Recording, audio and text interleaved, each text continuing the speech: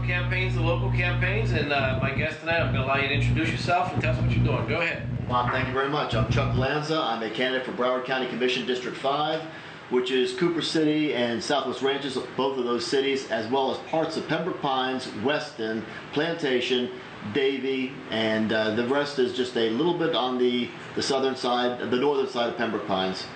All right, Chuck, you just mentioned a pretty large area. How are you going to walk and knock on all those doors?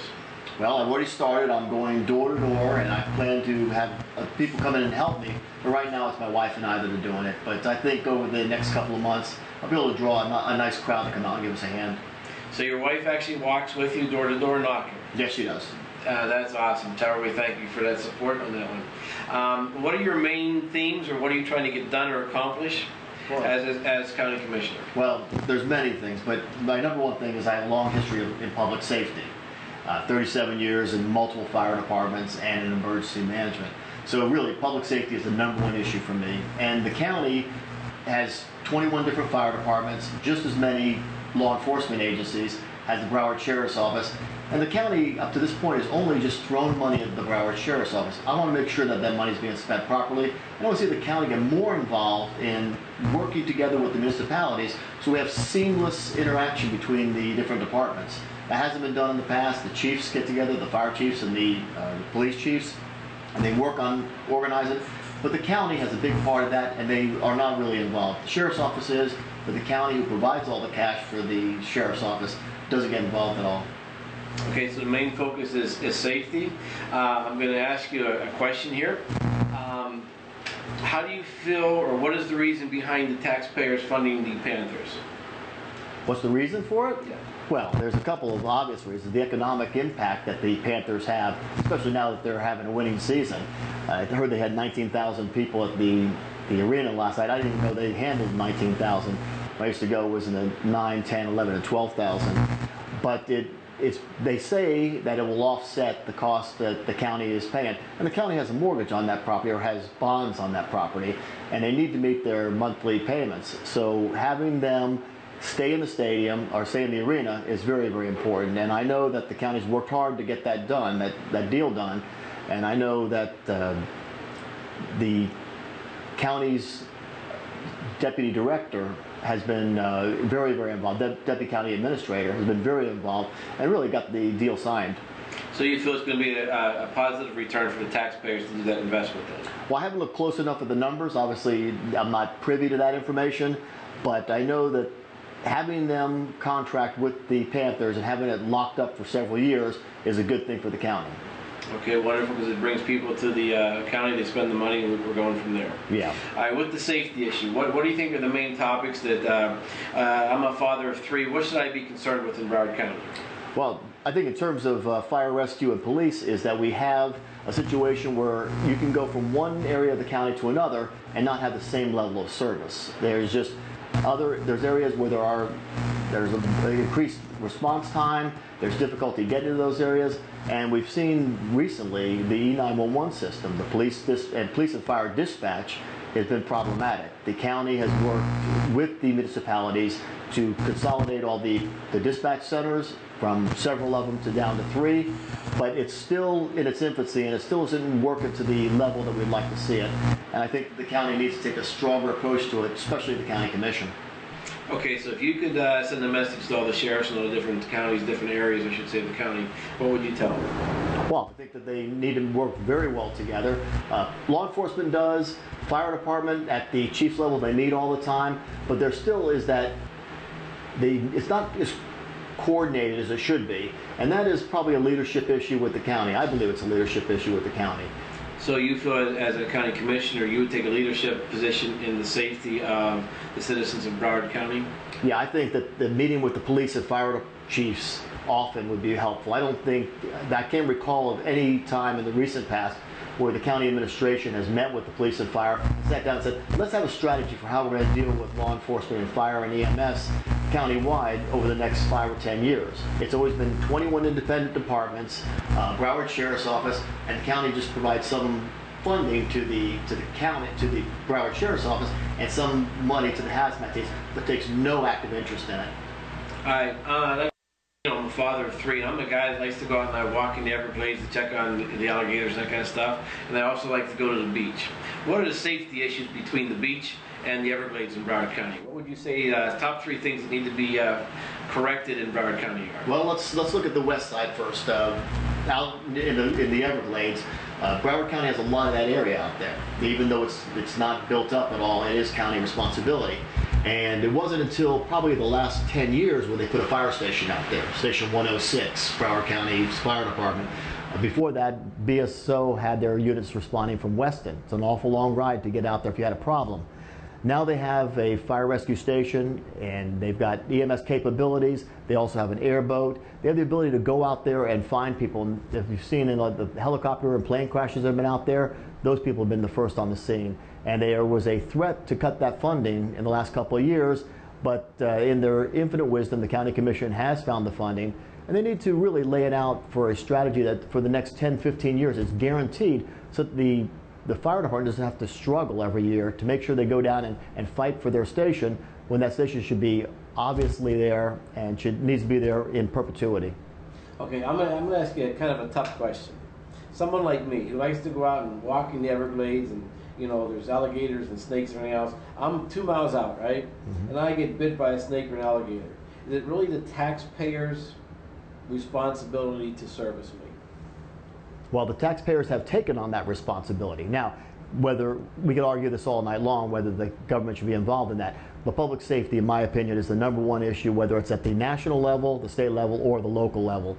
And Broward County has a lot of public safety responsibilities. I think that we do a good job out in the Everglades as well as on the coast. We have several municipalities on the coastal areas that provide a great deal of public safety services out there and do a really good job of it. So if you were in the Everglades today and in Fort Lauderdale tomorrow, you would have good coverage from those individual departments. It's the coordination of those that I'm concerned about. So you're trying to maybe take like the best practices from each area and bring them together and have them work together.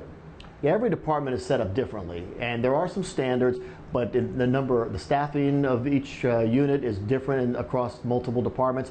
So if you went to one city, you might have 2 paramedics responding. You go to another city, you might have 3 paramedics responding. That changes potential outcomes when you're injured or are very, very ill. So what we'd like to do is find a way that the county can be more involved in making sure that all the cities have the most resources they can get. And the county probably needs to be involved more in the funding issues, and we just need to be careful that we don't try to increase taxes to once again do something. What we need to do is find ways within the current budget to supplement what the EMS and fire and law enforcement are doing. How would you tell, I'm a big home rule issue. Right. So what would you tell, say a small town in Broward County says, we're good. Mm-hmm. We don't want the big government involved, we don't want the county coming in. How would you tell them that, we're really, I hate to use this phrase, we're here to help? How would you handle that? Yeah, that's a line that we don't like to say when we're in government, but there's a lot of ways that the county can help. They can be a little bit more affirmative and try to coordinate things. The Emergency Management Office, when I went there in 2008, had a long history working in the municipalities, and when I went there, I found that the municipalities are open and willing to work with the county. They just have found that the county has been closed to them. They every time they go to the county for anything, it's no. In fact, I spoke to one of the mayors within my district this morning, and he was saying that he just hates to deal with downtown because it's always no for this, no to that, and then he gets bad information, and that needs to be rectified. The information needs to be good to these mayors so they can make good decisions on their end. Okay, I'm going to say this to you. I'm the chairman of the Broward Republican Executive Committee. I know that. You're running for county commissioner. How can I help you? Well, we need to get out and meet all the people. I don't want to do this television advertising. I don't think that's the personal touch. We need to go out and talk to everybody. I need to have a large number of people volunteer to come out there. I will coordinate it. I've been organizing people for the last 35 years in the fire service. We can do battalions and get people out there to go door to door and talk to the people and tell them that the wisdom of supporting somebody with a public safety background, 37 years, would be good for the county commission. It would change the dynamics, I think, of the county commission.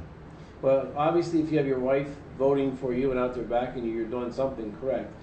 Because running a campaign is very difficult and timely work, and it's also expensive. If someone wanted to come and help you with your campaign, whether it's with a battalion of walkers or write checks or whatever, how would they reach you, and what do you actually need? Well, they could go to my website, chucklanza.com, or they could email me at chuck@chucklanza.com. And what I really need is, we need some cash. I'm looking for small donations. I'm not going out to the lobbyists to collect the big cash, or some of the, actually there's a lot of attorneys that are lobbyists out there. And I know many of them because I've worked for the county at a higher level where they were always in the office. But that's not my focus. I don't want to owe anybody any major favors except for the taxpayers of this county. And money would be helpful, but having people support me, forward my emails to other people, talk it up. I've got a lot of people that are even Democrats, a lot of Democrats who've told me that they're supporting me, and they will do whispering campaigns. They'll be out there talking on my behalf. Well, I think most people want to feel secure in their homes. They want to know that at night, whether they locked or didn't lock their front door, they're still safe. And I think that needs to be a real issue. I grew up in one of those towns where you didn't have to lock your cars, you didn't have to lock your doors. And, I miss that. I don't know if we can ever bring that back to, Broward County or to this country even. But, you want your family to be secure, you want them to be safe. And it sounds like that's going to be your primary focus as a county commissioner, is the safety issues. No, it certainly is. In fact, I sent kudos to the Broward Sheriff's Office last week. One of my neighbors called me and said that his car was broken into. Actually, he left the doors open and somebody went through and rifled through all the stuff. And within a day of him reporting that to BSO, they had signs up there in the neighborhood saying, lock your doors, be safe. And it would just remind the people that if they don't lock their doors, people are going to go through a rifle through their cars. Usually kids that are out there just roaming the neighborhoods, and we all have them. Probably petty criminals, potentially petty criminals. And BSO really responded quickly, and the municipalities do a good job on that also. Mike Satz, he's our state attorney or something like that. Do you feel that he is fair with what he's doing in the county? Well, that's a difficult question. I haven't followed that portion of it. Being on the law enforcement side is different than being on the fire department side. Being fire and EMS, I mean, talk about people in the hospitals, the way the North and South Broward districts are run. I've got a lot of information on that. The state attorney's office and the public defender's office are not areas of expertise, although I am a guardian ad litem, and I spend a lot of time in court in support of the children that I deal with. The children that are abused, neglected, and abandoned are all in our purview, and I spend a lot of time in the court with them. God bless you for doing that for our kids. Thank you. It's really important. I also work as a public high school teacher. I teach geometry and algebra, and my heart gets broken almost every day. There are stories out there that just, as you would know, you can't believe. And I think we all need to realize that these are Americans' children, all of them. Whether they grew up in my house, your house, or down the street or on the other side of the tracks, these are America's children, and we need to look out for them and take care of them. Bob, you're so right. I mean, when I rode rescue in the old days, the neighborhoods were very difficult to deal with. It was policies and programs that were aimed to help them get them out of poverty. They've been dramatically failed over the last 30, 40 years. How would you use your win as a county commissioner to help our children realize the American dream? Well, the first thing is we need more jobs in Broward County. And I think that the county has gone, maybe not out of their way, but they've tried to implement things that are really antagonistic towards the businesses. For example, they're trying to increase a square footage fee, a one-time only as I understand it, but you know how one-time only for government is, it's one time a year, that they're going to charge every business and give that money over to try to find affordable housing, build affordable housing in the county. Well, what you do is you build affordable housing, and you've also taken money from these businesses that are going to be laying people off. So the affordable housing will be less affordable and fewer people to move into them. So what we need to do is actually support our businesses, make it easy for them to get into business. Even occupational licenses are a difficult step for a lot of small businesses when they get started. We need to look at that very closely and find better ways to do it. Well, there's two things I absolutely believe in. I think that our students should graduate with an employable skill set. The other thing is, the only thing that creates a job or a business is capital. And anytime we take capital out of the free market and put it into the government, we are losing jobs, because only cash creates a job or a business. So I agree with you on those two things too. If we were to wrap up, what would you want to tell the people? Why should they vote for you? How can they get a hold of you? And any other information that you'd like to put out there, please feel free to put it out. Well, I'll do that, and I'll actually do it directly with them.